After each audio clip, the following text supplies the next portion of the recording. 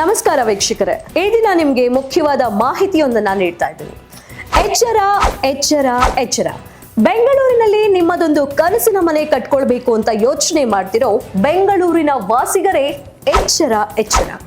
ಯಾಕಂದ್ರೆ ಅಮಾಯಕರನ್ನ ಯಾಮಾರಿಸೋಕೆ ನಾಯಿ ಕೊಡೆಯಂತೆ ತಲೆ ಎತ್ತಿವೆ ಅಕ್ರಮ ಮತ್ತು ಅನಧಿಕೃತ ಲೇಔಟ್ಗಳು.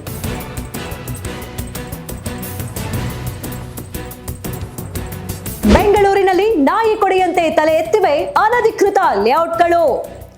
ಸ್ವಂತ ಮನೆಯ ಕನಸು ಕಾಣೋ ಅಮಾಯಕರೇ ಈ ಖದೀಮರ ಟಾರ್ಗೆಟ್. ಯಾಮಾರಿ ಇಲ್ಲಿ ಸೈಟ್ ತಗೊಂಡ್ರೆ ತಿಮ್ಮಪ್ಪನ ಪಂಗನಾಮ ಗ್ಯಾರಂಟಿ. ಸುಳ್ಳು ದಾಖಲೆಗಳನ್ನ ಸೃಷ್ಟಿಸಿ ಕೆಡ್ಡ ತೋಡಿ ಕಾಯುತ್ತಿರೋ ನಾಲಾಯಕ್ಗಳು.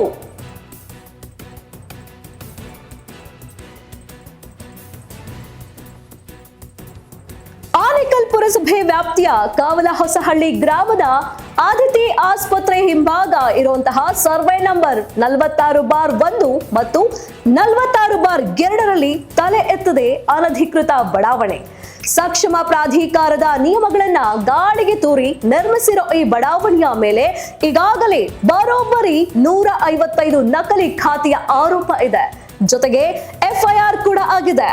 ಎಷ್ಟಾದ್ರೂ ಮತ್ತೆ ಈ ಖಾತಾ ಮಾಡಿಕೊಡ್ತೀವಿ ಅಂತ ಪುಂಗ್ತಾರೆ ಈ ಪುಂಗಿದಾಸರು. ನಕಲಿ ದಾಖಲೆಗಳನ್ನ ಸೃಷ್ಟಿ ಮಾಡೋದ್ರಲ್ಲಿ PhD ಮಾಡಿರೋ ಈ ಖದೀಮರು ಸರ್ಕಾರಕ್ಕೆ ಪಂಗನಾಮ ಹಾಕಿದ್ದಲ್ಲದೆ ಈಗ ಜನಸಾಮಾನ್ಯರ ರಕ್ತ ಹೀರೋಕೆ ಮುಂದಾಗಿದ್ದಾರೆ. ಸುಳ್ಳು ಜಾಹೀರಾತುಗಳ ಮೂಲಕ ಜನರನ್ನ ಯಾಮಾರಿಸಿ ದುಡ್ಡು ಮಾಡೋಕೆ ಹೊರಟಿರೋ ಈ ಕಳ್ಳರು ಸೃಷ್ಟಿ ಮಾಡಿರೋ ಲೇಔಟ್ ಇದೆ ನೋಡಿ.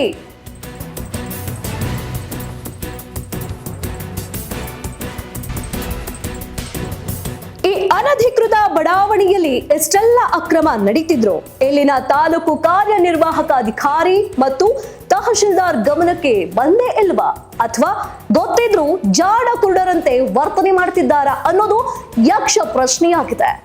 ಬೆಂಗಳೂರಿನಲ್ಲೊಂದು ಸ್ವಂತ ಮನೆ ಕಟ್ಕೊಳ್ಬೇಕು ಅಂತ ಕನಸು ಕಾಣೋ ನಮ್ಮಂತ ನಿಮ್ಮಂತ ಮಧ್ಯಮ ವರ್ಗದ ಜನರನ್ನ ಯಾಮಾರಿಸಿ ದುಡ್ಡು ಮಾಡೋಕೆ ಹೊರಟಿರೋ ಇಂಥ ರಿಯಲ್ ಎಸ್ಟೇಟ್ ಕ್ರಿಮಿಗಳನ್ನ ಬಗ್ಗು ಬಡಿಬೇಕಾಗಿರೋ ಅಧಿಕಾರಿಗಳೇ ಎಂಜಲು ಕಾಸಿನ ಆಸೆಗೆ ಜನಸಾಮಾನ್ಯರನ್ನ ಬಲಿ ಪಡೆಯೋಕೆ ಹೊರಟಿರೋದು ಮಾತ್ರ ವಿಪರ್ಯಾಸ.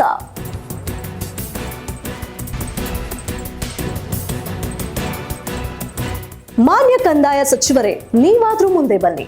ಬೆವರು ಸುರಿಸಿ ದುಡಿದಿರೋ ಜನಸಾಮಾನ್ಯರ ಹಣ ಇಂಥ ಬೇವರ್ಸಿಗಳ ಪಾಲಾಗೋದನ್ನ ತಪ್ಪಿಸಿ ಪುಣ್ಯ ಕಟ್ಕೊಳ್ಳಿ ಸ್ವಾಮಿ. ಇನ್ನು ಈ ಬಗ್ಗೆ ಸಂಬಂಧಪಟ್ಟ ಅಧಿಕಾರಿಗಳಿಗೆ ಮತ್ತು ಬೆಂಗಳೂರಿನ DC ಸಾಹೇಬ್ರಿಗೆ ದೂರು ಕೊಟ್ಟರು ಯಾವುದೇ ಕ್ರಮ ಜರುಗಿಲ್ಲ. ಕೂಡಲೇ ಈ ಅನಧಿಕೃತ ಲೇಔಟ್ ತೆರವುಗೊಳಿಸಿ ಮುಂದೆ ಆಗೋ ಅನಾಹುತ ತಪ್ಪಿಸಿ ಅನ್ನೋದೇ ನಮ್ಮ ವಿಜಯ ನ್ಯೂಸ್ನ ಕಳಕಳಿ.